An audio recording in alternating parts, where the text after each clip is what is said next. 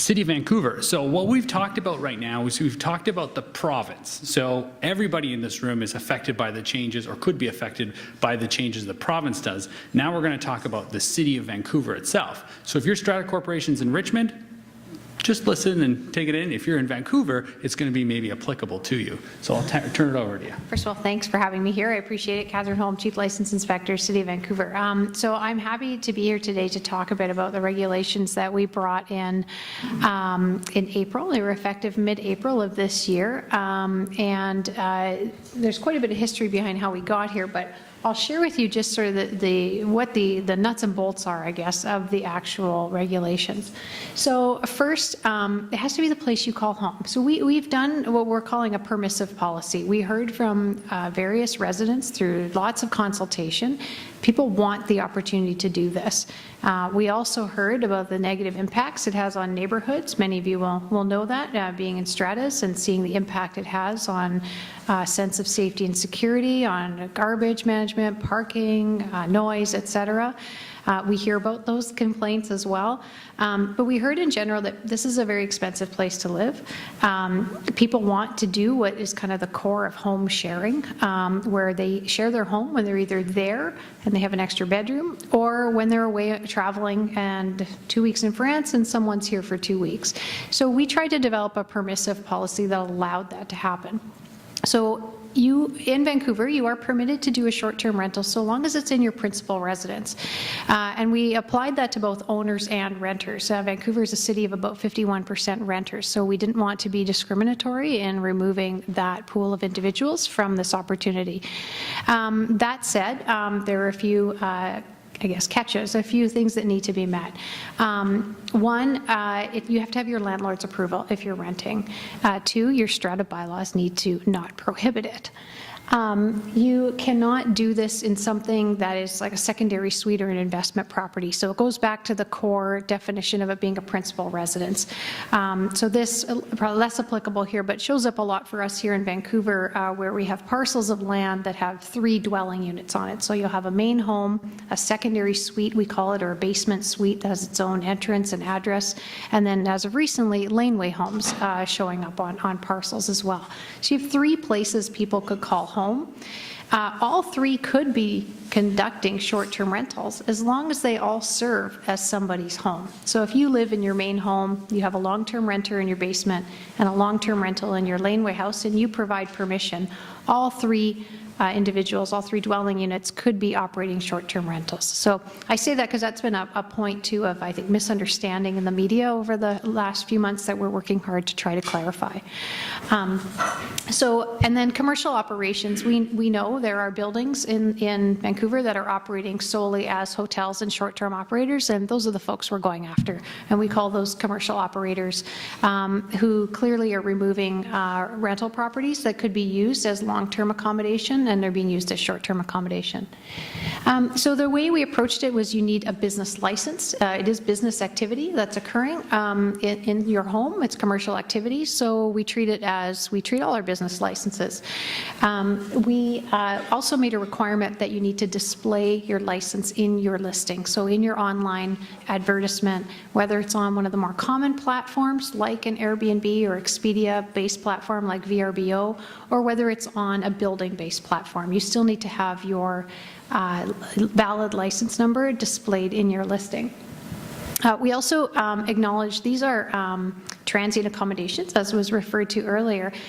So inherently, there's a lack of familiarity with an individual staying in the property. When you go to a hotel, you'll notice, there's an exit strategy on the back of the door. We have the same sort of requirements here. Folks staying here are not familiar with how to exit. If you're sharing your home, you need to have interconnected smoke detectors. So if there's a fire in one bedroom, all bedrooms will know about it. Things like that. So we have some additional safety requirements as part of the licensing.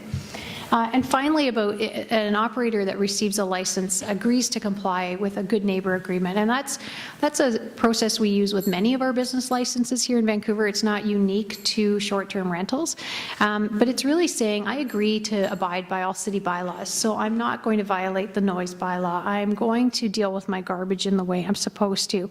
And it gives us another I guess, tool to engage with the operator and saying, you agreed to operate in this fashion and you're not. And it creates an opportunity for us to have a conversation and then pursue enforcement as needed against those operators. So these were some of the, I guess, implementation principles we used in moving forward and trying to put our short-term rental regulations into place. Like I said earlier, we wanted regulatory consistency with other businesses in the city, so that's why we chose a licensing approach. We've also advocated for consistency in taxation. The hotel industry pays a 3% MRDT tax, you may have heard of, and PST, and it was just announced, Airbnb, well, it was announced a while ago, but they've put forward a concrete date now that they will now be collecting and remitting 11%, the 3% MRDT and the 8% PST on all bookings on Airbnb. So we're pleased to see that. You know, as a municipality, we don't have authorities around taxation that exists at a provincial level, and we wanted to see equity in the industry. So that's a change coming soon, and we're optimistic that all of the platforms beyond Airbnb will also engage in this agreement, whether voluntarily or not, with the province. The second principle was around just really encouraging compliance. So a bit of background here. We had we use something called a data scraper, so a third-party organization that literally looks at all these listings and helps us understand the size and the type of the market that's out there. Before we went live with our regulations in mid-April, we had over 6,600 listings in Vancouver. Every single one of those was illegal. So, you know, this is a very real, as you know, very real situation. It's here to stay, and it's something we needed to try to get our heads around and move quickly to encourage compliance as quickly as possible. So we implemented, like I said, a license, but it was a bit of a twist again. All of our other business licenses, you're required to come in person or to mail in an application. But this is a very online savvy industry, so we created a specific online new license tool to encourage compliance and have operators go online, quick and easy, obtain a license, declare that they comply. So there is a legal element to this license, that they are submitting a declaration that they meet all the requirements, and if they don't, there are consequences. We also did a great deal of education to encourage compliance. We did in-person sessions, a lot of social media work, again, acknowledging that this industry is very much based online. And the platforms themselves did a lot of outreach. Airbnb called and contacted every single host here in Vancouver. Expedia did outreach through their website as well with all operators. So we were lucky to have cooperation from the platforms in educating individuals on our new regulations. The third piece is this is really a different way of doing enforcement. So another part of my portfolio are the property use inspectors. So we manage all bylaw enforcement on private property. And it's a very boots on the ground, if you will, sort of industry where you knock on the door, you witness something, and you pursue sort of conversation or enforcement as needed. That doesn't work, as you all know, with short-term rentals. How do you actually catch or see a short-term rental occurring? So we've really had to do a paradigm shift in our thinking internally as well and build different data systems to support that. So this is a very data-based enforcement exercise now. So we implemented a few changes to our bylaws to accommodate that, one of which is a penalty of $1,000 per offense for marketing a short-term rental without a valid business license. So now the actual act of just advertising without a valid license is sufficient for us to issue a $1,000 ticket. And it's per offense, and we can define that as per day and per platform. So, you know, similar to the examples earlier, that can add up pretty quickly as a tool for us to compel compliance. The other thing I'd say is this is around kind of creative enforcement. I call this the enforcement ecosystem that we have with short-term rentals. You know, often the city is looked to as the sole and only provider of enforcement activity, but short-term rentals are different. They affect a number of us. You know, I see stratas as key partners in enforcement, and it's wonderful to see the new tools that are available to you to do that, because we really see that stratas define what sort of community they want. You know, it's a collective decision, it's a democracy. You determine what sort of short-term rental permissions you want to have in your community. And we're happy to see that you have more tools to really enforce that, and we want to support that and partner with you. We also see landlords, of course, having an opportunity to decide what's appropriate for their property by putting restrictions in their rental agreements as they see appropriate. Platforms have also been an important partner in enforcement. Again, this isn't the type of environment where the city can continue to go it alone. We need to be more creative and strategic in our partnerships with industry in this new sharing economy.